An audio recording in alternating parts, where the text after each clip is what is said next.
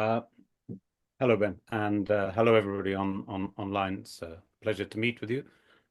I've got a bit of a frog in my throat, so I will do my best to work through that. Um, I am the managing director of Kent Community Energy, so I am the current only single employee on an executive basis. And I'm also a member of the board, a member of the volunteer board, who are all Kent-based, who have taken on the task of advancing the ambitions of Kent Community Energy together.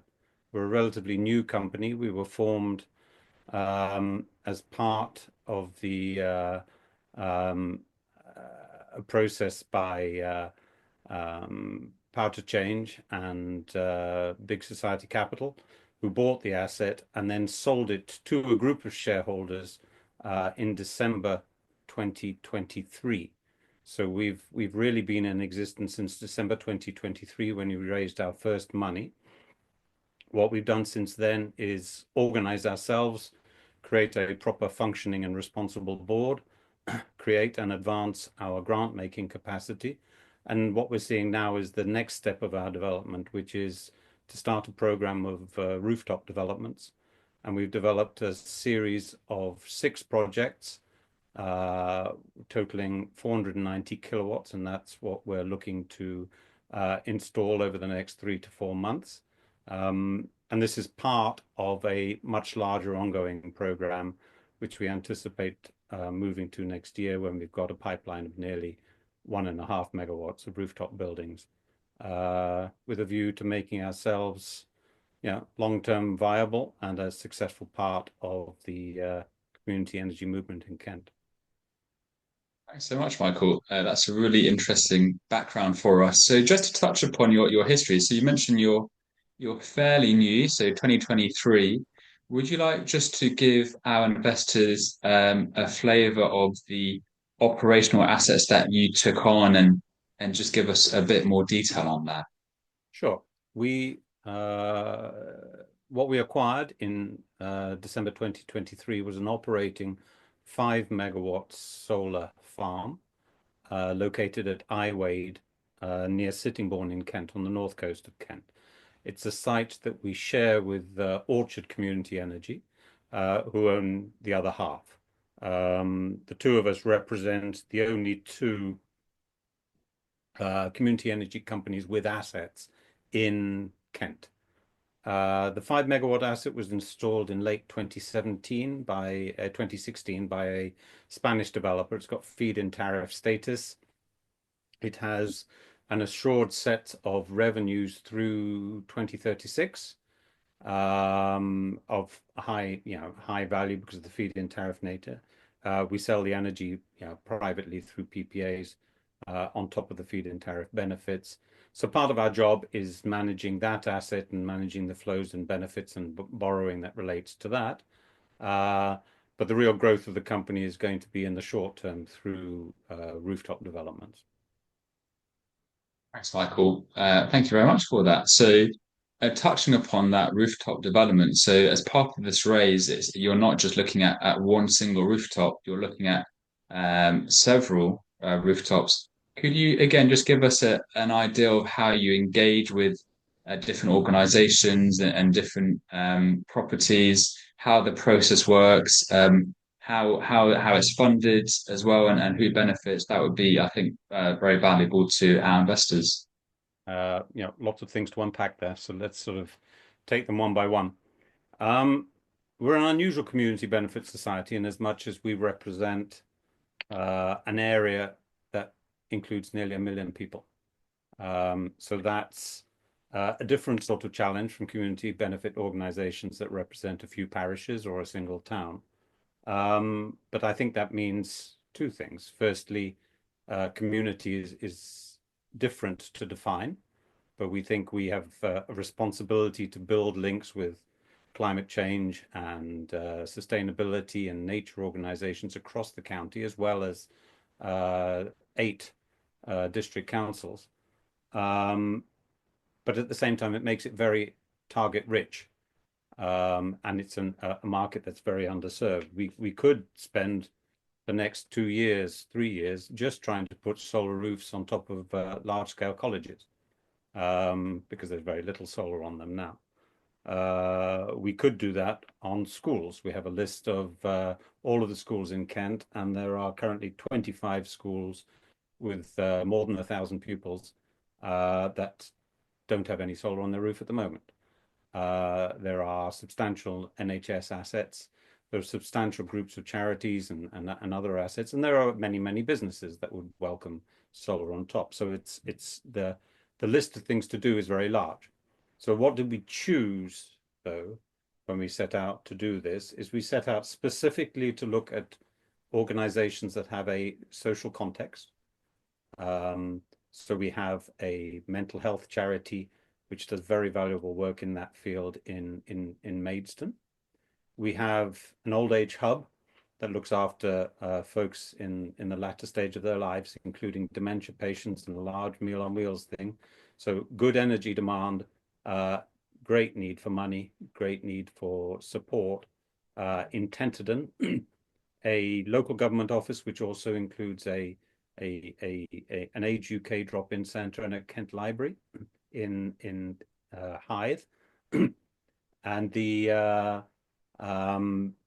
a set of assets on a heritage railway, the Romney Hythe and Dymchurch Railway. We're working to close that deal with them, which is a nice one because it's a very substantial tourism asset, but it's also a community benefit society, and it also uses coal. So there's a lovely story if we can close a deal and that we have negotiated with them on both sides of the deal. Climate change, helping to make a carbon using asset cleaner and better.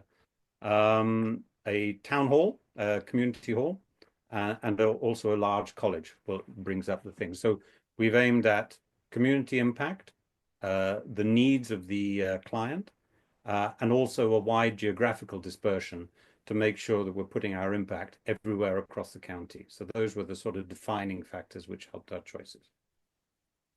Thanks, Michael. That's very interesting. It's clear that you thought a lot about how exactly you want to have impact, and that you want to have a far-reaching impact from older people's homes to colleges and town halls. You're really kind of running the gamut of community involvement and community organisation. So sounds very good. So you touched upon closing that deal with the railway. Could you give us again an idea of where you're at with closing these projects and the timeline for building these out? Yeah, I mean, the pipeline that we have represents, or the actionable pipeline has um, taken nearly 9 months to develop. Working with community organizations can take a lot longer than doing deals with regular businesses because they have boards of trustees and many layers of approvals. So our process is to make contact, work through, understand their energy demand, make sure there is a need, have a look at their roofs, and then move into a process of with our lead installer group to identify what is needed, create financial models, and then share with each of them a letter of intent together with a pro forma lease agreement, because we have to have a right to be on their roofs for 20 years. It's a very simple lease document. It's fairly standard across our business. We don't pay anything for being on the lease, but it gives our investors security that those assets will remain generating for the period of time in which our money is being put to use. And then also a power purchase agreement, which determines the level of price that we're able to sell them. And typically, we are able to sell on smaller businesses with like the mental health charity. We can save nearly 50% of their electricity consumption as we size to really maximize that benefit to them, and between 20 and 25% of their variable energy costs, that they have to pay. So, we think it's a good deal to them. They don't have to put anything down. Uh, we make an adequate return. The deals are sized broadly at about a 15% internal rate of return, which drives the pricing. It gives benefit to the client so that they don't, they can use that money to do what they really want and need to do as opposed to paying big energy. And what we do is we provide enough cash flows to pay our investor base, but then also a meaningful base towards covering our costs and also to adding to our grant pool. And collectively, this group here will probably nearly double the amount of money we have available per annum to give away through grants to communities that work according to the principles that we have in our core values. Thank you, Michael. That's really interesting. So the PPA really is key to what you're doing here, and for investors who are maybe new, it's their first time looking into PPAs and investing in this kind of thing. Would you be able just to describe in a bit more detail that model and how it's generating income to investors and to the community fund? Uh, yeah, I mean, in essence, I mean, at the current point in time, any of our clients have purchase agreements with their electrical supplier. They get all of their energy in from them. None of the people we've looked at have got rooftop at all. They pay for their bills according in the same way that everybody on the call pays their bills through variable and fixed charges. And generally, the pricing that they are paying is somewhere between 25 and about 32p a kilowatt hour when measured.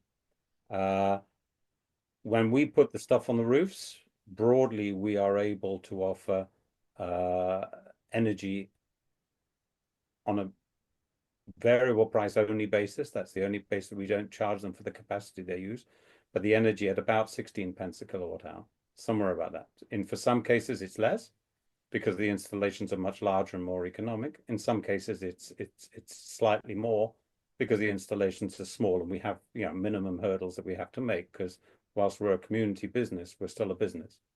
So the larger deals are in a position to subsidize the smaller ones a little bit, which is probably something a commercial company would not wish to do. So that's part of the flavor of social investing is we can extend our help. Our aim is to maximize benefit, not just to maximize profit. And so clients are charged that. The projects are sized to export relatively little because the export market is not really a viable market. It's unless you're associated with Octopus, the market's about 6 pence a kilowatt hour. So it's not really economic to export as a business. The main benefit is in saving the purchase price of energy from from their utility. So what, as an investment product, basically the power purchase agreement will give a structured set of flows at a fixed price, which will inflate with CPI over the life of the asset, and will give a reasonably assurable set of flows that vary only with whatever comes from the sun and the degradation of the asset over a 20-year period. So it's a good base to match a set of equity flows against. And we've very carefully modeled to make sure that the fund flows of the portfolio are adequate to support the money that we're raising. Thank you, Michael. That's a really good explanation, and you kind of touch upon the stable cash flow which the PPA generates, which I think should reassure our investors regarding kind of income generation, income repaid to them. So one thing I wanted to touch upon, and which has kind of piqued my interest, is the community fund. So you have it already; it's already in existence. You said you'd hope to double it within a few years. Can you just tell us again what kind of products you're targeting with the community fund, how you wish to deploy that in the future? Yeah. Well, we've existed for a while, so we've already given out over £40,000. the early phase of we have an independent grant committee, which we maintain separate from the board with independent board members to ensure there's a sort of separation between the running of the company and how we distribute the money. And we look to, and we screen for social impact for to make sure that our money will be used well. And then we have a reporting process as well to make sure that there's reporting afterwards that our money has gone to where it was meant to go and that we have adequate and responsible reporting. The early years of our grants coincided with COVID, and there was a very heavy emphasis on energy poverty and social need. And taking one step back, the four things we really look for are funding organizations that fight climate change, that fight energy poverty, that promote energy efficiency, and that promote biodiversity and the protection of nature. So we really focus on those. We can also give to some organizations involved in healthy living and healthy transport. The real core of our activities in those four areas. So during COVID, most of the grant money that we gave was to energy poverty. The recent round of this year has gone heavily to climate resilience funding and also to biodiversity protection. We have more grant requests than we can fund. This little portfolio now that we're looking to fund should move us from about 15,000 a year to nearly £30,000 a year. And we could spend every penny of that.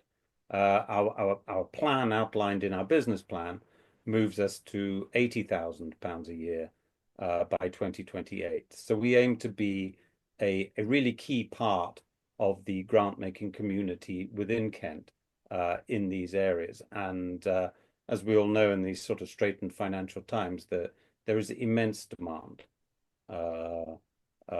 for issues of this kind, and funding sources are getting fewer and fewer.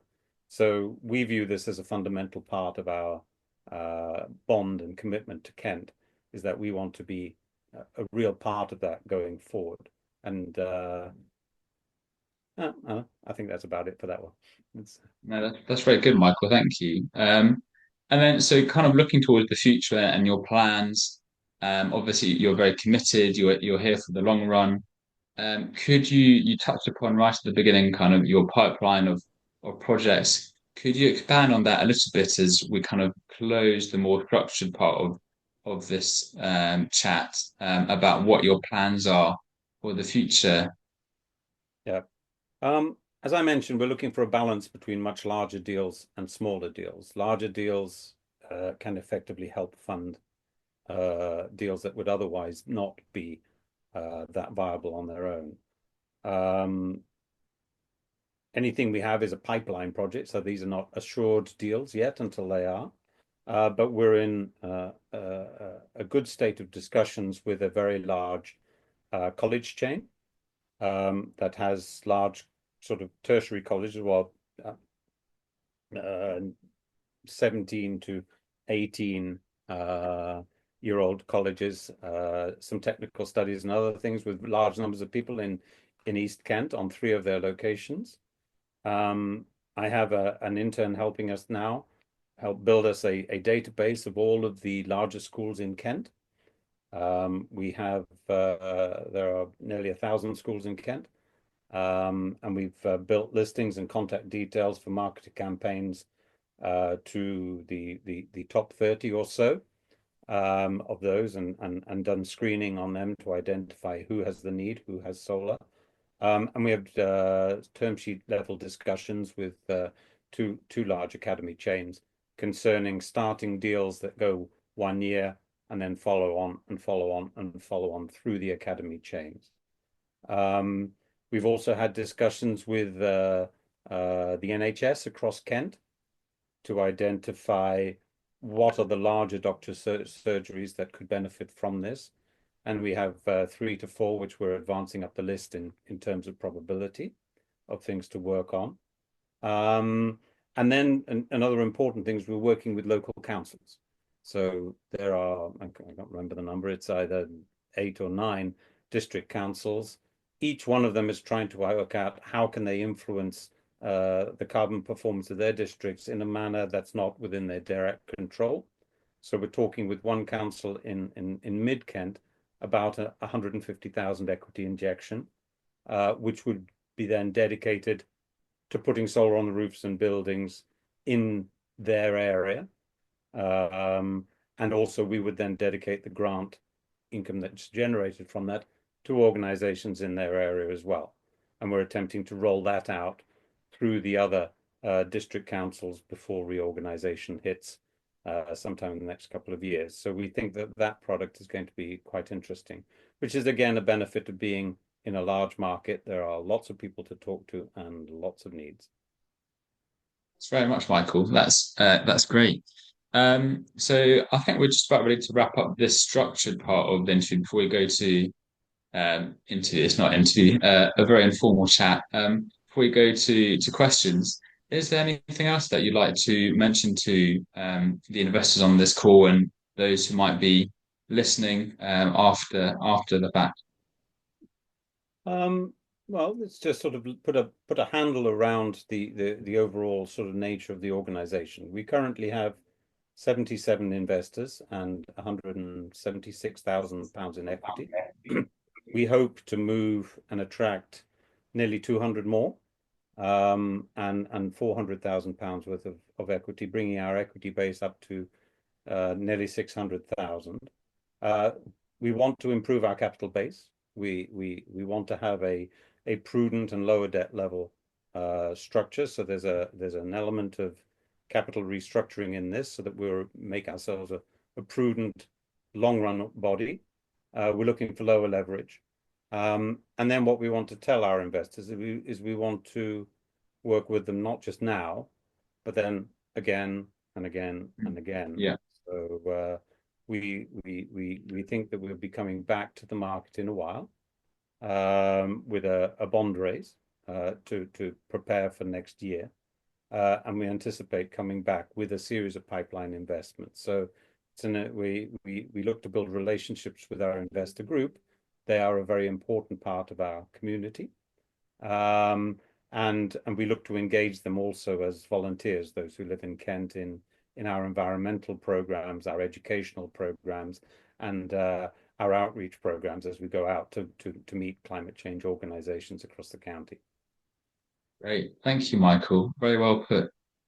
Jerome, I think we've got a few questions in the chat. Do you want to go through those? Just before that, I would obviously urge people to read the offer document. But in addition to that, the business plan, which I think is very impressive, it's very detailed, and it's really quite granular. It's very well thought out. So, Michael, in terms of who you work with, can you just describe your board, and as you progress through the business plan, what needs to be done organizationally to support that? Yeah.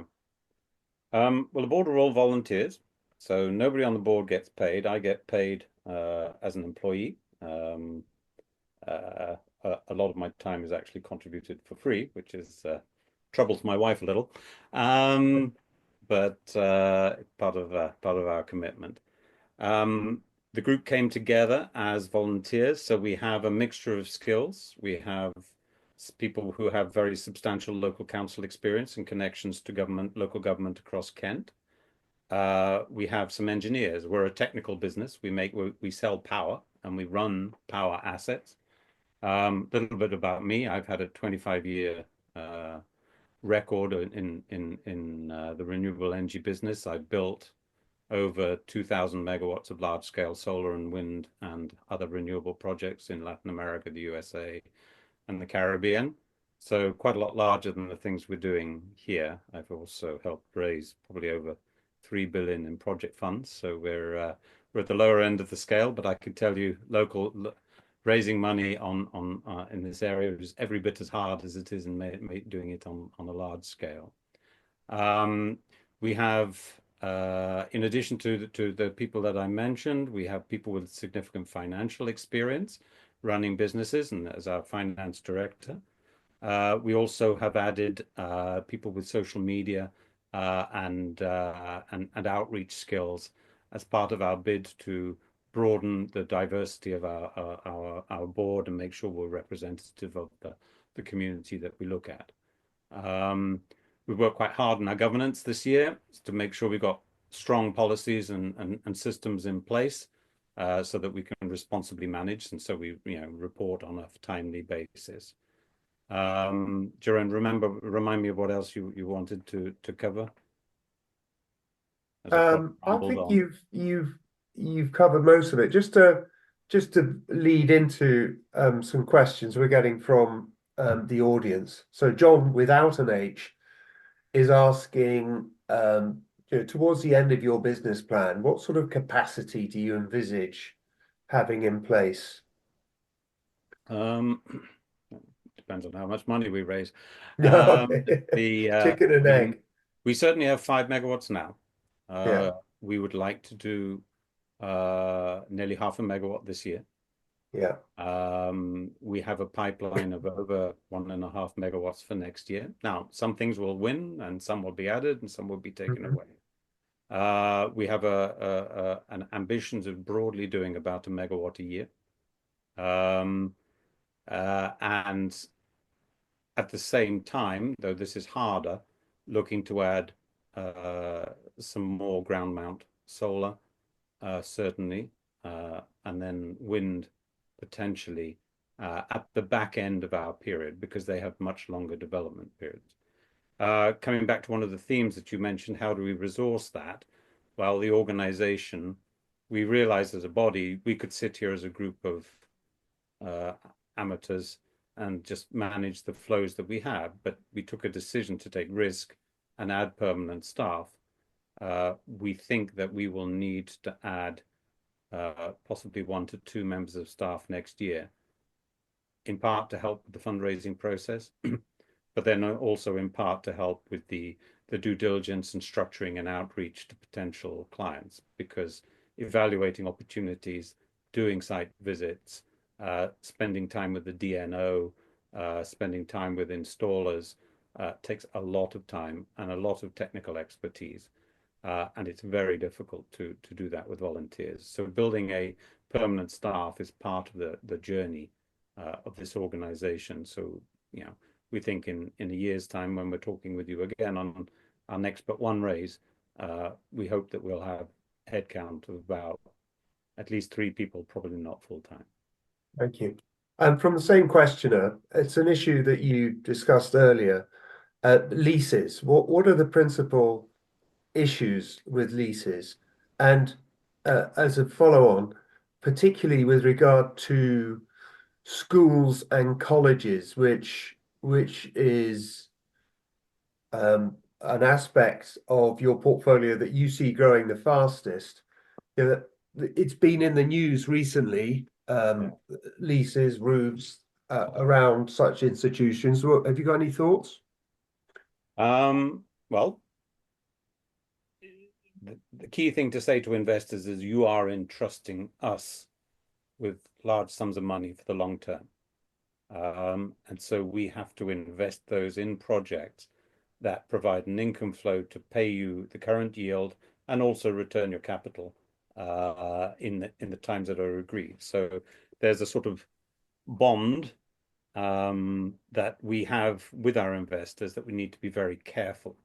And therefore, the contractual side of our agreements with clients has got to be, if I'm going to put £100,000 on your roof, I need to make sure that I got an income flow from it that is sustainable. So that's the pricing and the power purchase agreement element of it. B, I have to have some protection against inflation over time, though not full protection because most of the costs are incurred in day one. But there are some operating costs that we need to cover. And thirdly, I need to assure that I've got the right to be on your roof through the life of it. And that means everybody's got to sign a lease, which looks like a lease in the main course, but is really very simple. What it is a promise that they won't do anything to harm it. Now we can have flexibility in the event that there are unforeseen changes to the roof to be able to take it off and put it back on again. And various community energy organizations have done that over time. And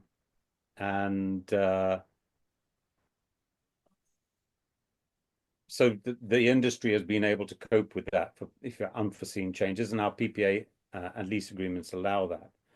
Now, the larger question, as on schools particularly, is there's been some discussion with the Treasury, which often in this country is as much a hindrance as it is a benefit to us, concerning the fact that they viewed that in some sense the lease represented a debt. I think our lawyers would say that was silly.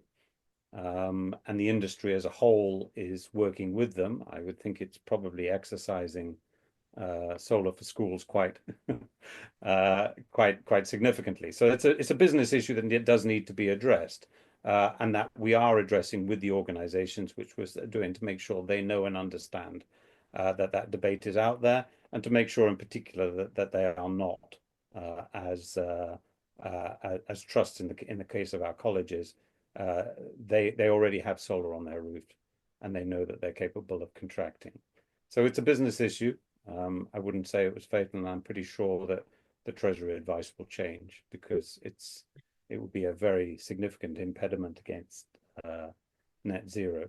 However, in the case, our business model is not just schools as well. There are many other people who have ownership of their roof who would be keen to have solar on it. Thank you.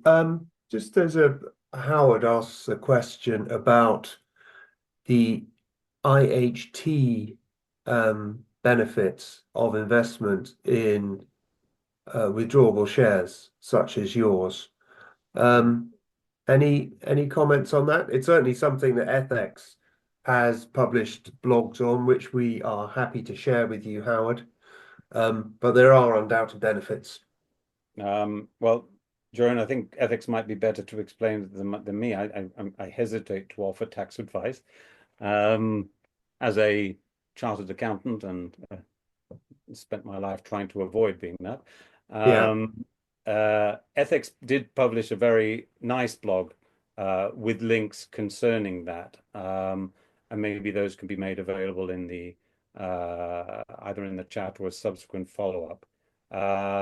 In essence, it's well,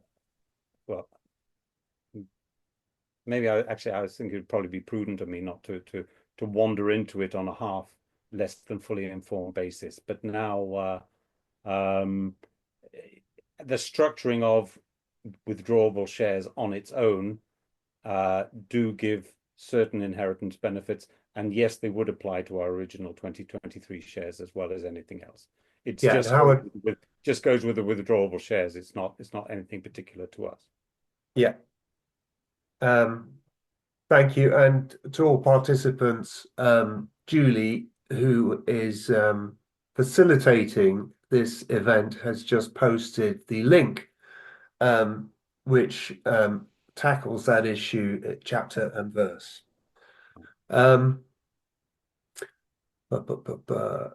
Here's a long question. Let's just a very quick question from John with an H. Does the fact that Reform UK controlling Kent County Council it make any difference to your life? Not really, is the answer. We're an apolitical organization. We got to work with governments everywhere. There's more than enough business to be done in areas that doesn't touch council. I think Reform have made statements broadly of the fact that they support rooftop solar. Yeah. I think the financial benefits of rooftop, I mean, I would say to everybody on the chat, if you want to save some money, put solar on your roof. I think we're probably preaching to the converted here. So financially, the case is very simple, and KCC has quite a lot of solar on some of its buildings. KCC also owns 20 megawatts of ground-mounted assets. So we haven't found any particular change in the policy environment yet, and we haven't found any particular resistance from their public communications. And we're part of the KCC sustainability groups, and we haven't had any real changes in our activities with them. So from our position, I would say that it doesn't make much of a difference to date. Yeah. Okay. And one of our participants is asking you to comment on the core acquisition and the issue of cross collateralization, Yeah. and the potential for Kent to become liable for liabilities of others over the next few years, over the period of your business plan, for example. Yeah. Well, there's cross-collateralization. Well, let me just take 2 steps back. We have Kent Community Energy at the top. We have a holding company in the middle, and then we have Orchard Community Solar 2 down below, which owns all of the assets and has all of the control. This fundraising has created a separate chain from Kent Community Energy down into a separate CIC, which will own all of the new assets. So Kent Community Energy and that new company have nothing to do with the security package over the existing portfolio. So we can say to our investors quite clearly that their investment will be into Kent Community Energy, which will be invested in assets in the new CIC, which are not touched by any of the previous financing arrangements. They only affect the first chain that I've identified. Within the second aspect of that, our senior borrowing is from Aberdeen. That is cross-collateralized between all 5 of the core members, now in a group called Community Energy Together. So there's a single loan that was made, and it was divided out under relatively attractive financial terms in terms of interest costs and asset life. That's got a maturity of 2036 and a redemption profile.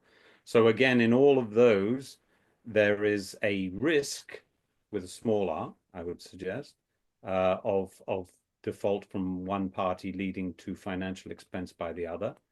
But the sizing of the senior debt is very much sized around the feed-in tariff payment profile with a substantial margin. So I think it's fairly unlikely, given the certainty of feed-in tariff revenue. It doesn't depend on the extra income, just the feed-in tariff money to repay. And all of that debt has been paid on time when due, with no issues since inception, which was, I believe, 2021-22. So the senior debt tranche with Aberdeen, the junior debt portion was money left in by the vendors, the 2 people who sold to the core group. It doesn't have a redemption period payment. It effectively has a cash sweep, so there are no defined payments of principal. So it's quite hard to default to those because there isn't a firm payment obligation. It's paid according to the cash flows of the entities as they have. Again, we paid on time. Theoretically, there is a possibility that cash flows from that asset might show, might be later or could be earlier than anticipated due to the performance of other parties. However, it's just very keen to emphasize this investment profile is not supported by the cash flows of the existing asset, nor is it at risk from the structuring process within our asset and the assets of others. I hope that answers the question. Bit complicated. Michael, thank you. That's a very comprehensive, and if I may say so, reassuring answer and explanation. So thank you. Just one more question that I can see here. Minimum raise is £150,000. What happens if you fall short? Now, I would say that we have 50 days left, and we're around, I think, 15,000 short of that. So Yeah, I don't want to tempt fate, but we're reasonably confident that the minimum will be met. But what happens if we do fall short? Then the money is returned. Yeah, so that's quite. So uh, I think the answer is Yeah, relatively simple. The minimum hurdle is the sort of catch point, at which case says we can, that's good enough to go, in which yeah, case we would have to scale down our investment program. A thing I didn't mention is we did do a process in order to ensure that we had the money to build the assets. We did enter a series of bridge loans, which we have not drawn down, from a group of angel investors who very kindly lent us the money on the basis of doing projects which would later be refinanced with the equity that we're raising. Because when we want to sit down and talk with a client, we want to know that we can build the assets on a date certain.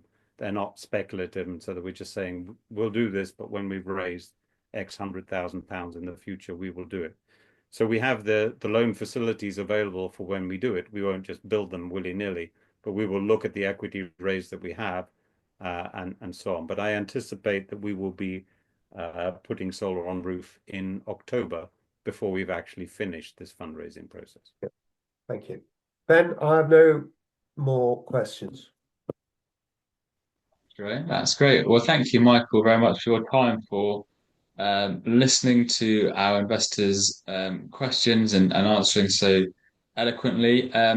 Just for me to say, to say again, the offer is available on the FX platform until the 31st of October. Um, we'll be sending updates on progress, so please make sure that you are signed up to our emails, and you can also obviously see how the offer is progressing on our website. Also, if you have any questions further to this call, or for those of you who are watching at a later date, please do make sure you email us or contact Michael, and we'd be all very happy to help you and answer those questions. So thank you once again. Thank you from me. Thanks from Jerome, Michael as well. Thank you very much. And we'll see you very soon. We'll see you next time. Thank you.